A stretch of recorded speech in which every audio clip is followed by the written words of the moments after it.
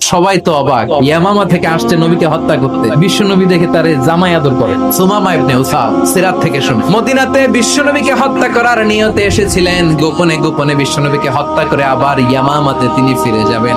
কিন্তু কি অবাক করা কাণ্ড, হত্যা করতে পারে নাই, সাহাবাদের হাতে তিনি ধরা পড়ে গেলেন। বিষ্ণু ইসলাম সাহাবাদেরকে বললেন তার খোঁজ খবর নিও। সাহাবার বলেন, ইয়া রাসূলুল্লাহ, আপনাকে হত্যা করতে এসেছে, তার তো কঠিন ক্যাপিটাল পানিশমেন্ট হওয়া দরকার, কঠিন শাস্তি হওয়া দরকার। বিষ্ণু বললেন, না, আমি যেটা জানি তোমরা সেটা জানো না।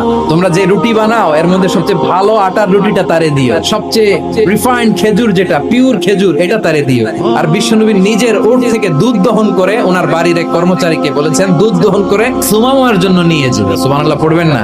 টানা 3 দিন যখন ইসলামের দ্য বিউটিজ অফ ইসলাম, ইসলামের সুমহান বাণী সৌন্দর্য তার কাছে উপস্থাপন শেষ, বিশ্বনবী বললেন সাহাবাদেরকে, যাও এবার সুমামার হাতের পায়ের রশি দুটো খুলে দাও। সাহাবারা বিশ্বনবীর কথা মতো তার হাতে পায়ের রশিগুলো খুলে দিল। সুমামা মুহূর্তের মধ্যে মসজিদে নববী থেকে বের হয় ইয়ামামায় ফিরে না যে মসজিদে নববীর পাশে একটা খেজুর বাগান ছিল সেখানে চলে গেলেন। সেখানে একটা ছোট্ট কুয়া ছিল, কুয়ার পানি দিয়ে তিনি গোসল করলেন। সুবহানাল্লাহ পড়েন। কুয়ার পানি দিয়ে গোসল করে মসজিদে নববীর সামনে এসে বিশ্বনবী এবং সাহাবাদের সামনে দাঁড়িয়ে সাব্বাবা উঁচু করে বললেন, আশহাদু আল্লা ইলাহা ইল্লাল্লাহ ওয়া আশহাদু আন্না মুহাম্মাদান আবদুহু ওয়া রাসূলুহু।